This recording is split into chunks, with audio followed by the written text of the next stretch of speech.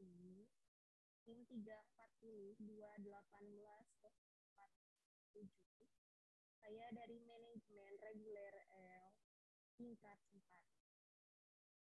Di sini saya akan mempresentasikan mata kuliah seminar manajemen pemasaran dosen pembimbing Pak Iwan Setiawan SEMM. Tema yang saya presentasikan yaitu mengenai pemasaran global. Perkembangan pemasaran global.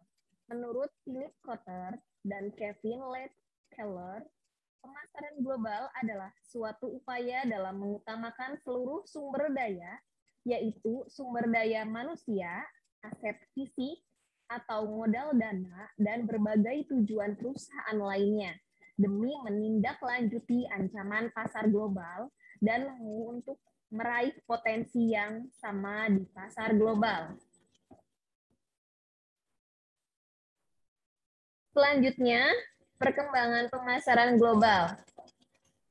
Pemasaran marketing adalah suatu proses perencanaan dan pelaksanaan konsepsi, pemberian harga, promosi, dan distribusi ide, barang, dan jasa yang dapat menciptakan pertukaran penjualan yang memuaskan tujuan individu atau organisasi. Sedangkan pemasaran internasional adalah perpanjangan dari aktivitas-aktivitas tersebut dengan melintas ke negara lain. Manajemen pemasaran internasional merupakan sebuah area fungsional yang berintegritas antar manajemen, sumber daya manusia, keuangan, akuntansi, dan manajemen operasional.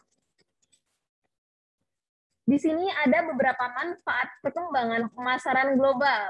Yang pertama, memudahkan untuk memasarkan bisnis, di mana perkembangan teknologi internet memasarkan bisnis membutuhkan biaya dan tenaga yang lebih banyak, seperti berbagai brosur, periklanan di radio atau televisi. Namun, akan begitu banyak platform online yang bisa kamu manfaatkan, seperti website, media sosial, dan banyak lagi. Sekarang ini juga muncul berbagai platform yang dapat membantumu untuk memasarkan bisnisnya. Contohnya dalam tools yang dapat mengukur efektivitas strategi pemasaran yang dijalankan atau membantu menghasilkan desain yang lebih menarik. Yang kedua yaitu meningkatkan pelayanan. Sama kita hanya membahas platform online, yaitu teknologi dapat membantu kita dalam meningkatkan pelanggan.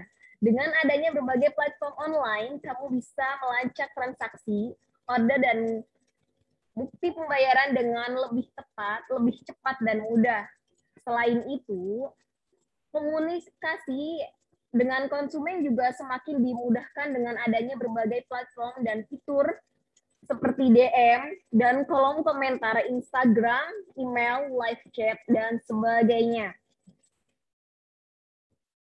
Ada pula tahap-tahap pemasaran domestik menuju ke pemasaran global. Yang pertama yaitu ada pemasaran domestik, di mana pemasaran yang secara layak ditunjukkan pada pasar dalam negeri atau disebut ethno-elektrik, yaitu bahwa sifat pasar atau konsumen itu dimanapun akan sama, sehingga manajemen memandang pasar domestik itu lebih banyak peluangnya dan lebih aman.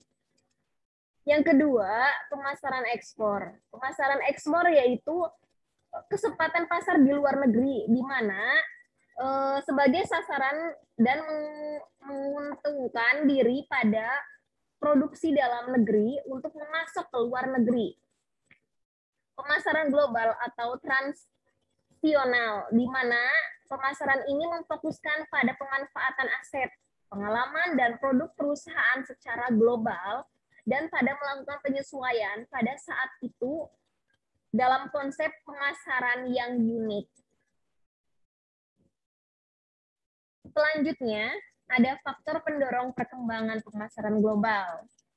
Di sini saya menyebutkan 4 faktornya, yaitu kebutuhan pasar, teknologi, biaya, dan mutu.